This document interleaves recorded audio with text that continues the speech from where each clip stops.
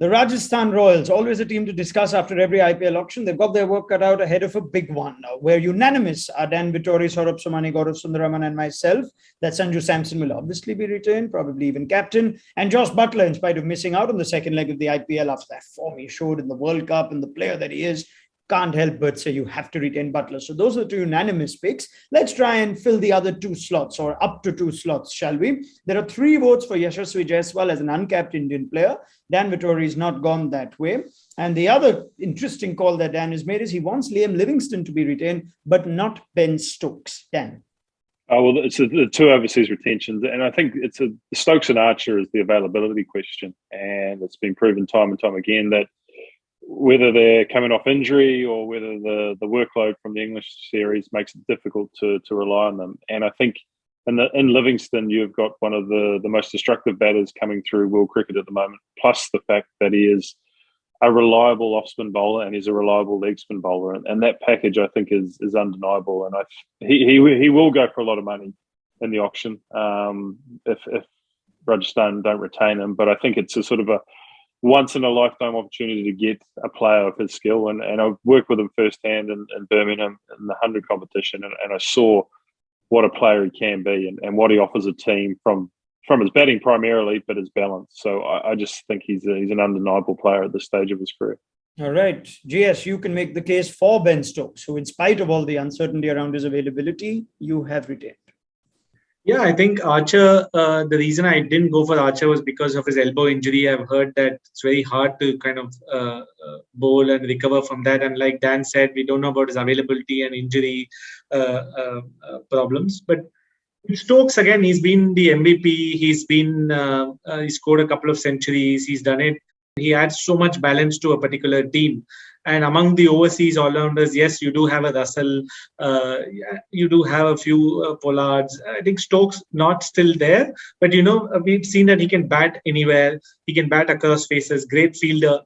The more I heard Dan there talking about Liam Livingstone now, it's kind of influenced me the way he spoke about Liam. So, but still, I think I would still tilt towards Stokes. We don't know.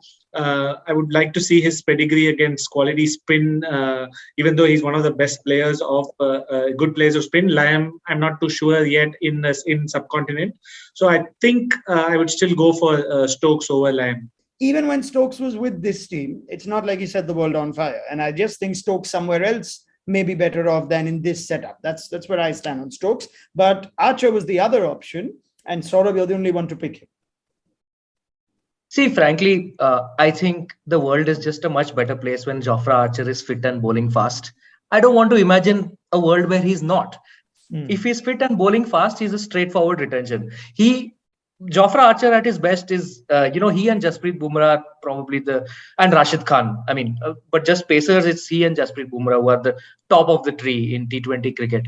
And then Jofra can also hit 4 sixes in an over. But the problem, Dan, for a franchise is how much can they rely on his fitness right now when they need to make the retention call? And they've already been bitten by the fact that they've invested in some solid players who were made unavailable together. So can they take that risk again?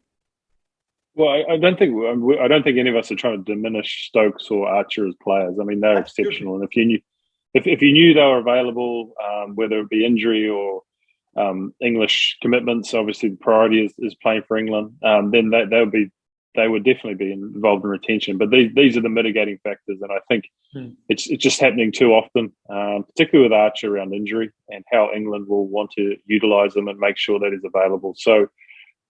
I'm looking at them in the auction, and I'm going to go hard there. But in terms of retention, I want certainty around my 4 players or however many that I pick. Very well. So Buttler and Samson make it then because they're unanimous. Yashasvi Jaiswal, the 3 of us, the uncapped players, have gone for the uncapped player. Dan, are you tempted to just say yes, that's all right? Because you've also picked just the 3 and you've left that 4th spot open. Jaiswal as at just 4 crores being nicked off your purse. You don't mind that? I don't think he'd agree to it, would he? Does he have to agree to it? He doesn't. He does not. So he can just go into I think some of these uncapped players will be eyeing up a reasonable payday, and I think he will be one of them. So, look, if they can get him, then I understand the logic where you guys are coming from. I just wanted to, I think Rajasthan and a couple of other franchises who have struggled for a long time now need a sort of breath of fresh air around some of their thinking, and having less players may allow that to happen. All right. Let's leave it there. Thank you very much, Dan Vettori, Gaurav Sundararaman, Saurabh. At the end of it, Butler, Samson, Jaiswal, if he chooses to stay, but Dan makes a very valid point, and Liam Livingston. He makes it.